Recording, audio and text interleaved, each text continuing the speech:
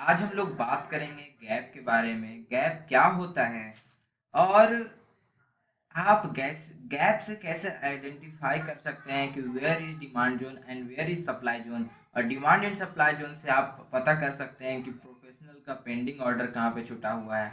और जहाँ पे प्रोफेशनल का पेंडिंग ऑर्डर छूटा हुआ रहता है वहीं से मार्केट मूव करता है। चलिए देख गैप दिखता कैसा है, गैप किस प्राणी का नाम है। तो देख सकते हैं डिमांड जोन का गैप कुछ इस प्रकार का दिखता है, जिसमें कि gap up into the same direction, यानी कि आपको सेम डायरेक्शन में गैप अप होना है। जैसे कि सब केस में भी gap up into the direction. और दोनों में अगर दोनों में वीक होना चाहिए, एक छोटा सा दोनों होना ही चाहिए। लेकिन अगर ये वीक, और दूसरी बात है कि ये जब इससे इससे थोड़ा बड़ा ये दूसरा कैंडल होना चाहिए, इससे थोड़ा बड़ा ये दूसरा कैंडल होना चाहिए। तो ये चीज होना चाहिए। और ये जो वीक है, यानी कि अगर ये जो वीक है आपका यहाँ तक आ जाता है, अगर वीक आपका यहाँ तक आ जाता है, यहाँ तक आपका वीक आ जाता है तो प्रॉब्लम है। अगर ये वीक यहाँ तक आपका इसको बॉडी को टच कर देता है तो ये गैप नहीं माना जाएगा। This is not gap, this is a trap. और यहाँ पे हम लोग इसको मान लीजिए यहाँ तक आ जाता है, या फिर ये वाला यहाँ तक आ जाता है, तो ये भी ट्रैप कहलाएगा। ठीक है। तो ऐसा गैप नहीं होना चाहिए। अब देखते हैं कि गैप को मार्किंग कैसे कर सकते हैं। तो देख सकते हैं आप जब डिमांड जोन के केस में गैप में जाइएगा तो ये जो वीक है, जितना बड़ा वीक पे एक मार्किंग करना है। ठीक है। और एक वीक जितना बड़ा वीक का लेंथ है, जितना बड़ा वीक का जो साइज है, उतना बड़ा ही इस साइड आपको यहाँ पे मार्किंग करना है। जब आप मार्किंग कीजिएगा इसको, आप डे पे जैसे ही मार्किंग कीजिएगा 2 आवर पे लाइएगा तो आपको यहाँ पे डिमांड जोन दिखेगा। और जब भी प्राइस यहाँ पे ऐसे करके आएगा, आने के बाद डम डम डिगा डिगा मौसम भीगा भीगा, इसको कैसे आप देख सकते हैं। इसमें भी सेम कंडीशन है और ये सप्लाई जोन वाला गैप है।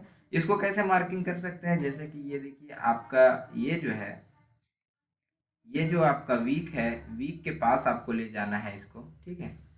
जितना बड़ा वीक है, वीक के पास ले गए, और दूसरा जितना बड़ा वीक है उतना बड़ा ये इस बॉडी के साइड यहाँ पे आपको मार्किंग करना है। ऐसे करके आप मार्किंग कर सकते हैं। जब भी प्राइस ये प्राइस पे आएगा इसके बाद मूव करेंगे। ठीक है। तो चीज़ों को समझना पड़ेगा। और ये गैप देखते हैं कि लाइव चार्ट पे कैसा दिखता है और कैसे ये दिख सकता है। देखिए फॉर एग्जांपल हम लोग लेते हैं रिलायंस का, और हम लोग को गैप देखना है डे के चार्ट पे। और हम लोग जब देखेंगे जोन तो 2 आवर पे देखेंगे, तो यहाँ पे देख सकते हैं कुछ गैप टाइप का कुछ हम लोग को दिख रहा है।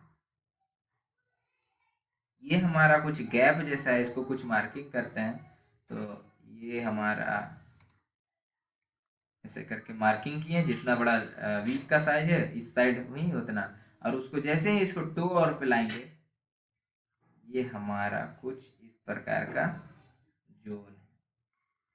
तो ये ऑटोमेटिक जोन फाइंडिंग मशीन, तो इसको गैप को आप समझ लीजिएगा तो आपको आप मतलब है ना लगभग 50% चीज़ें समझ पाइएगा जब आप गैप समझ लीजिएगा। ये आपका हुआ सप्लाई जोन का एग्जांपल। देखते हैं कुछ डिमांड जोन का।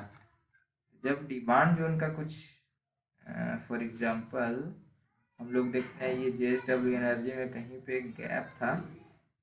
इसको ढूंढना पड़ता है, आप चार्ट में देखिए, क्योंकि चार्ट जो है सब कुछ बोलता है, बस आपको देखना पड़ेगा। ठीक है।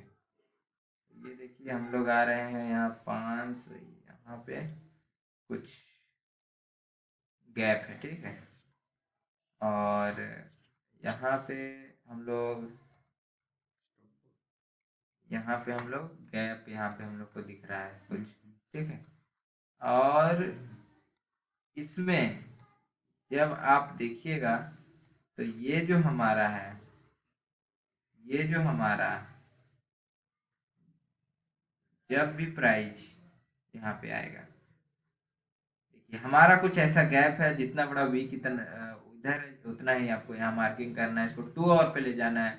जैसे ही आप इसको 2 आवर पे ले जाइएगा, और 2 आवर पे ले जाने के बाद आपको चेक करना है कि क्या वहाँ पे जोन है। और अगर जोन है तो उसको वैलिडेट करना है। क्योंकि जब आप वैलिडेट नहीं कीजिएगा, बस आप फाइंड करके ऑर्डर लगा दीजिएगा तो स्टॉप लॉस हो जाएगा। ठीक है।